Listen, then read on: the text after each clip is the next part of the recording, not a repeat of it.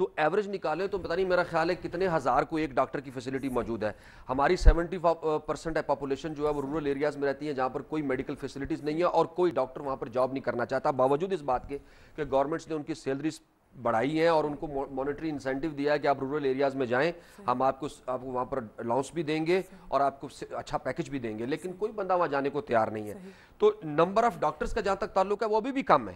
یعنی medical facilities کو دیکھا جائے تو اس حساب سے ہمیں جتنے ڈاکٹر ہم سالانہ پروڈیوس کر رہے ہیں اس سے کہیں زیادہ ہمیں پروڈیوس کریں تاکہ ہمارے لوگوں کو یہ یعنی پر ایوریج کے حساب سے جو ہم نکالیں تو وہ اتنی ہو کہ ہمارے میکسیمم لوگوں کو میڈیکل کی فیسلٹیز موجود ہو سکے. ہمارے یہاں ابھی بھی نیم حکیم اور عطائی قسم کے لوگ جو ہیں وہ پریکٹسز کر رہے ہیں اور ان کی پریکٹسز جو ہیں وہ چل رہی ہیں اور وہ لوگوں کی جانوں سے کھیل رہے ہیں.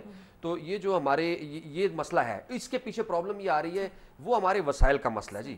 ہمارے ہاں گورنمنٹ آہستہ آہستہ ہمارا پبلک سیکٹر جو ہے نا وہ یہ بڑی بدقسمتی ہوتی ہے کہ پبلک سیکٹر جو ہے ان لائبلٹی سے اپنے آپ کو نکال رہا ہے.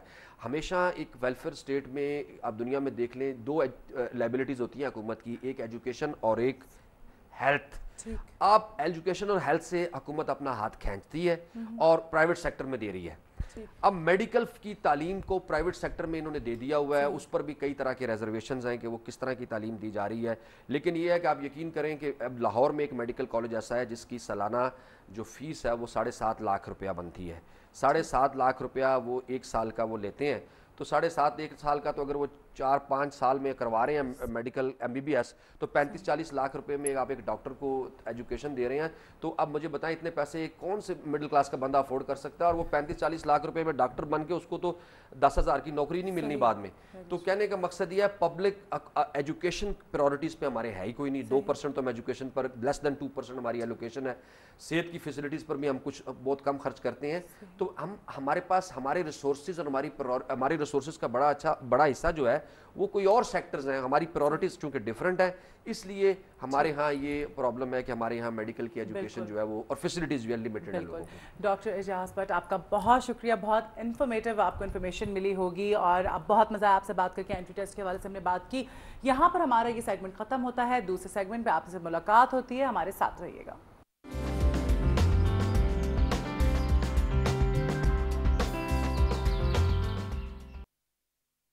جی ویلکم بیک, اور یہ ہمارا سیگمنٹ ہے مائنڈ سائنس کا, اور اس سیگمنٹ میں ہمارے ساتھ ہوتی ہیں عافیہ صدیقی, کافی ریڈر ہیں, کافی ریڈنگ کیا کرتی تھیں اور بہت مختلف طریقے سے زندگی کو دیکھتی ہیں. بہت خوبصورت ان کی سوچ ہے, بہت پازیٹیو طریقے سے چیزوں کو دیکھتی ہیں. دوسروں کے مقابلے میں نے دیکھا ہے کہ زمین آسمان کا فرق ہے ان کی سوچ کا. ہم نے ان کے ساتھ سیگمنٹ کیا تھا آج سے کوئی پچھلے ویک ہمارا سیگمنٹ تھا اور اس کا بہت اچھا رسپانس آیا, بہت خوبصورت انہوں نے باتیں کی. ان کی طرف ہم جاتے ہیں, ان سے گفتگو کا آغاز کریں گے, لیکن اس سے پہلے میں چاہوں گی کہ میں آپ کو بتاؤں ہسٹری آف دا ڈے.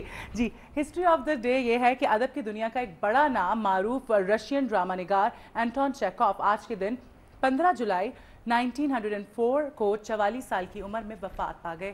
یہ تھی ہسٹری آف دا ڈے, اور اب ہم گفتگو کا آغاز کرتے ہیں. ہمارے ساتھ موجود ہیں عافیہ صدیقی. کیا حال ہے آپ کا؟ اللہ کا شکر, بہت اچھا. خیریت سے؟ بالکل. کیسی گزر رہی ہے آپ کی صبح؟ صبح میری بہت اچھی گزرتی ہے. نیند پوری ہوئی ہے آپ کی؟ جی ہاں بالکل ہوئی ہے. اچھا صحیح. ہم آج جو بات کر رہے ہیں, پہلے بھی ہم نے آپ سے بات کی تھی کہ پازیٹیو تھنکنگ بہت ضروری ہے, ٹھیک ہے, اور آپ کی بہت خوبصورت آپ نے باتیں کی تھی. واقعی اگر لوگ ان باتوں سے فائدہ اٹھانا چاہیں تو بہت بڑی تبدیلی لا سکتے ہیں اپنی زندگی کے اندر. اچھا آپ دل کی بات کر رہی تھی کہ دل سے سوچنا چاہیے, اور ایک اچھا دل کیسا ہوتا ہے, ہمیں بتایا کہ ایک بہترین دل جو ہے وہ کیسا ہوتا ہے اور اس میں کیا خصوصیات ہوتی ہیں؟ جو بہترین دل ہے نا, جیسے قرآن میں ہے کہ اس کو نہ ڈر ہوتا ہے, نہ خوف ہوتا ہے, نہ اس کو کسی چیز کی طلب ہوتی ہے سوائے خدا کے. صحیح. اس سے بہترین دل نہیں. اس کو بھروسہ ہے, اس کو توکل ہے, اس کو اگلے لمحے کی کوئی فکر نہیں ہے. صحیح.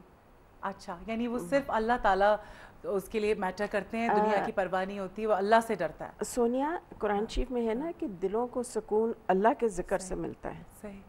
تو دل کو تو سکون چاہیے نا, that's the natural state of the heart. ٹھیک. اچھا یہی آپ نیچرل اسٹیٹ آپ کہتی ہیں ہارٹ کی, کہ دل کا سکون. اچھا وہ کیا چیزیں ہیں جو دل کو بیمار کر دیتی ہیں, کون سی ایسی چیزیں؟ اچھا اس طرف ہم جاتے ہیں, اس پہ بات کریں گے. یہاں پر ہم ایک چھوٹی سی بریک لیتے ہیں اور پھر واپس آتے ہیں.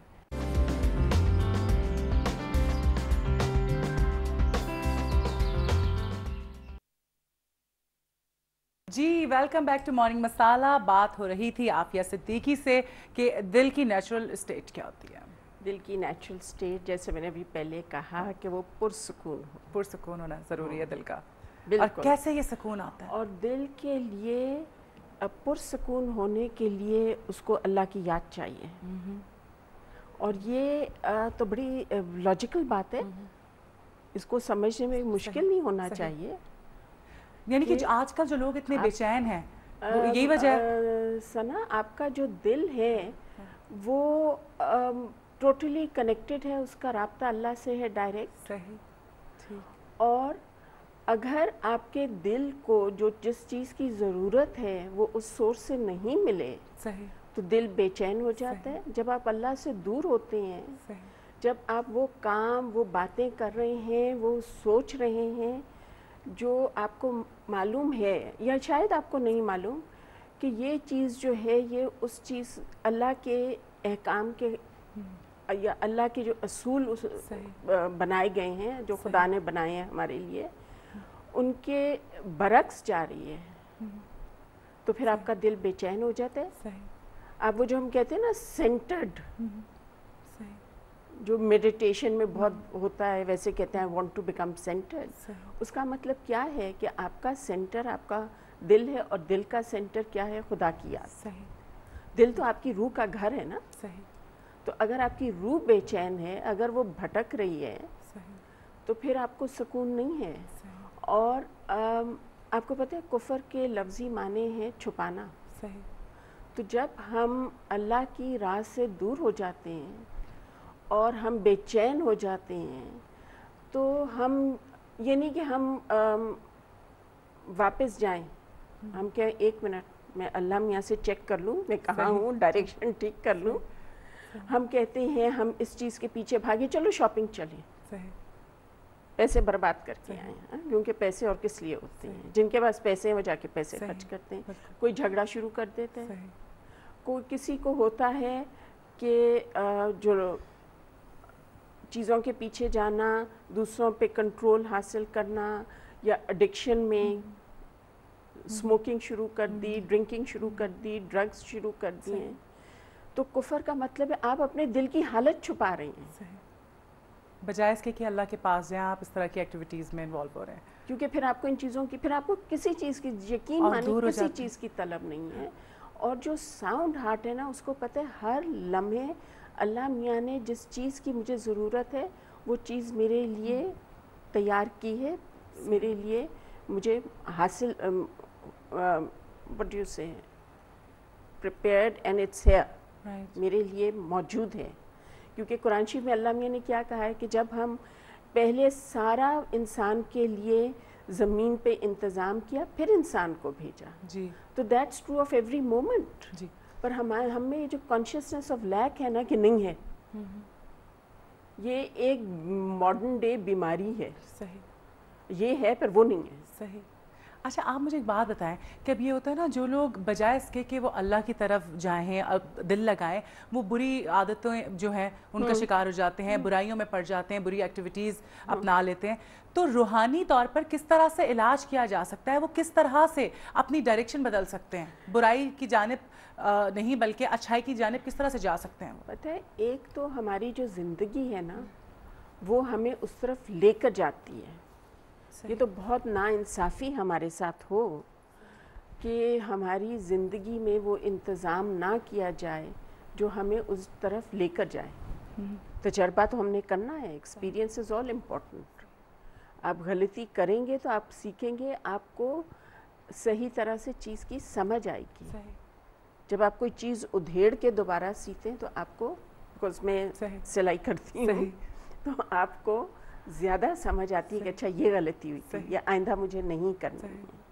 जो लोग कहते हैं ना, और कई लोग कहते हैं हमसे कभी गलती नहीं हुई। और ये एक और चीज़ है जो इंसान को परेशान करती है, और जो again is very very common, very rampant.